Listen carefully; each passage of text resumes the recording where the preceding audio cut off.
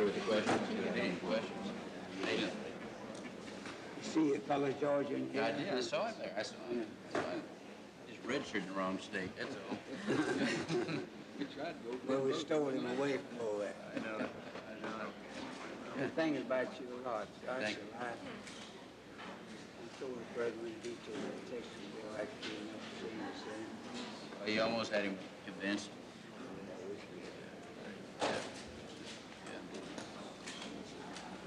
See, North Carolina and Georgia and Alabama have a lot of Texas war. I know that. Yeah. And that might have been the difference. Yeah. Senator Madden did a fine job. Great.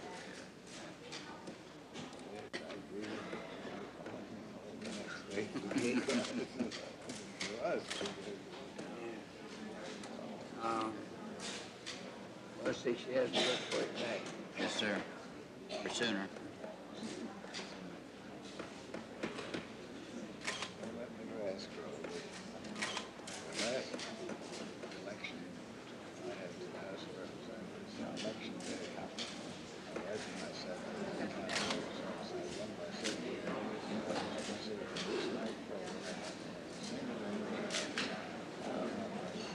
That's right. Oh, yeah. Yeah.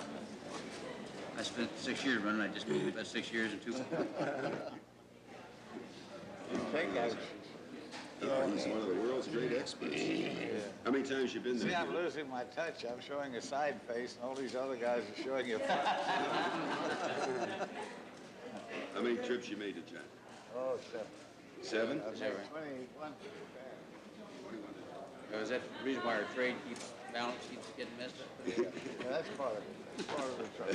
No, I'm going to be in and out. I guess we're going to start. Are you going to start? It's Tobin. Well, yeah, this weekend.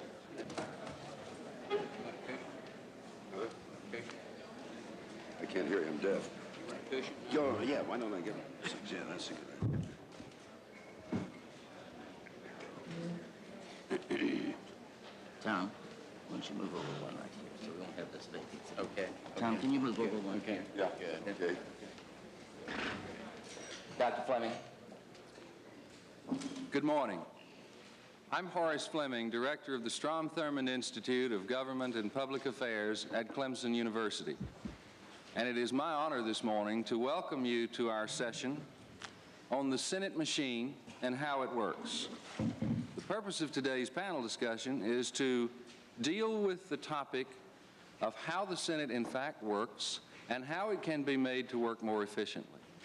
In a few moments, your distinguished panelists will be introduced to you.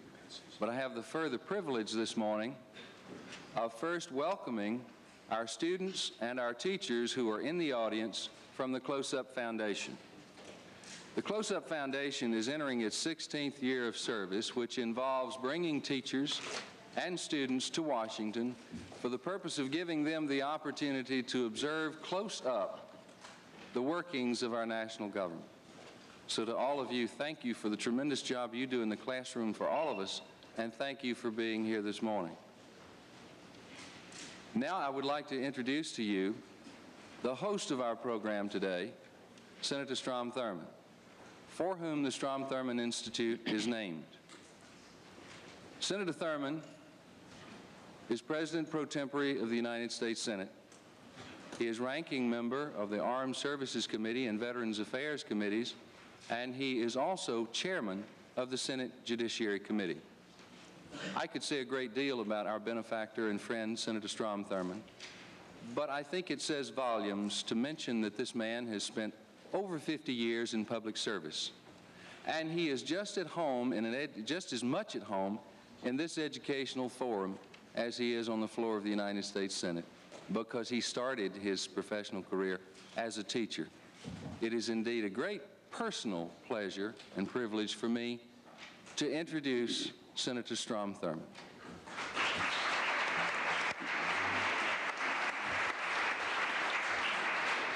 Thank you very much, Dr. Fleming, for your kind remarks.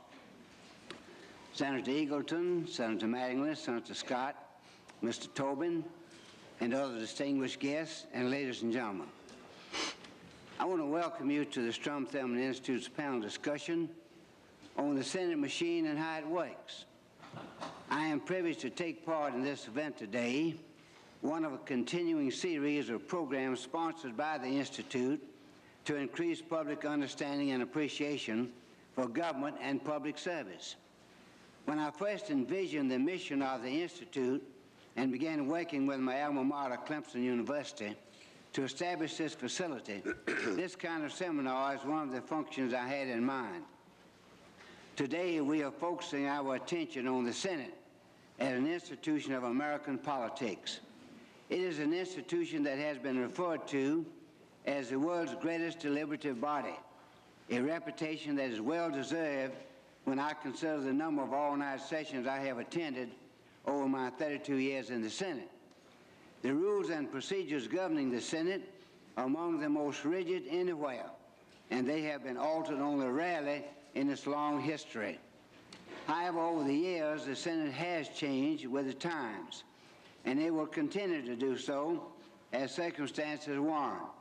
In a real sense, that is what we are gathered here today to explore: the inner workings of the Senate and whether its rules and procedures should be changed in several key areas. Our panel of guests today are uniquely qualified to evaluate those issues. Senator Long, I understand, will be here in a little bit.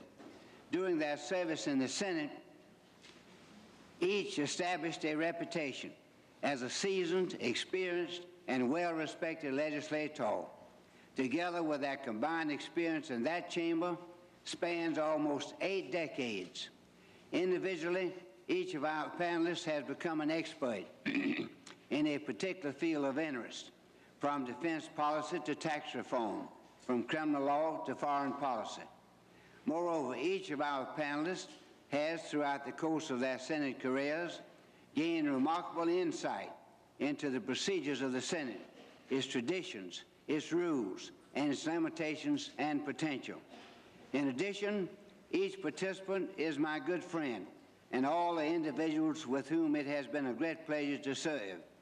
I can think of no persons more uniquely able to discuss the themes and topics of this seminar than the senators present today. Finally, today's program is being moderated by Mr. Maurice Tobin, an accomplished author, attorney, and scholar. I want to welcome all of our guests, and I look forward to participating in this fine event.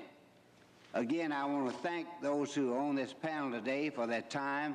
They're very busy people, and we do appreciate it, and I'm sure that you will appreciate their appearance here today, too. Thank you very much. Thank you very much, Senator, and thank you, Dr. Fleming. And I think we'll get well underway with the first question and the first concern that seems to be on everybody's mind, and that is the Senate paralyzed? Is this wonderful institution, which, as all of you know, have lasted all these years, and especially when you look over history and you see that really there are only 2 great countries in the globe today that has the same form of government since 1830. That, of course, is Great Britain and our own US of A. And that all the others, the Chinese, the 7 forms of government that's been in France, the other governments have fallen by the wayside. You don't hear about the Habsburgs today, but you hear a lot about the Senate. We're here today not to criticize, but to point up some of the concerns that are shared by all of you. Now, I'd like to start today's panel by calling on both Senator Scott, who's the distinguished minority leader, as you know, and has served so long and so well in the Senate, and Senator Eagleton. Both of them are floor procedure experts. They know how to maneuver. They know the tactics of the Senate very well, and I think both of them can address those questions of concern that you have. Senator Scott, I would like to start with you and ask you just to comment generally about your feelings about today's Senate and how it can be improved as far as when we look and we see that there's no Senate appropriations bill that has been passed. We are operating the whole country on continuing resolutions. Many have complained that there just isn't enough activity coming out of the Senate. What are your remarks to that? Mr. Tobin and my colleagues, once and future colleagues, and of course Senator Thurmond, I first want to congratulate all those who have succeeded in putting together a challenging organization such as the Strom Thurmond Institute, and do honor in so doing one of the most distinguished senators who has ever served in the Senate, a man who is a friend of all of us, whom we admire greatly, and whom I turn to many, many times for advice and guidance. In bracketing Senator Eagleton and myself, I think you might draw a comparison between someone diving off the high board, since I have now been 10 years out of the Senate, and someone diving off the low board, Senator Eagleton, who is about to make that leap from lesser distance. As to the Senate itself, discussion will elaborate your concerns, and questions will be welcomed. My own concern is that which all of you have felt and expressed, and that is whether the Senate continues as a fully functioning body. Is it an effective body? The answer to the second question is certainly no. But was it intended to be an effective body? And that question is unanswered.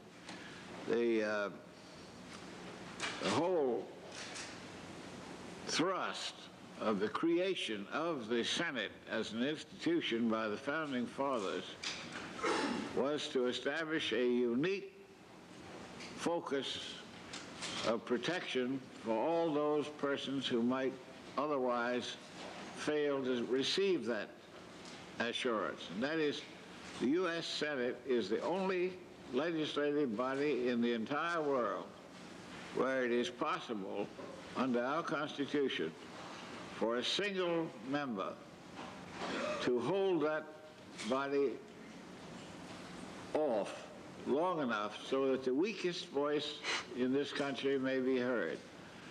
It is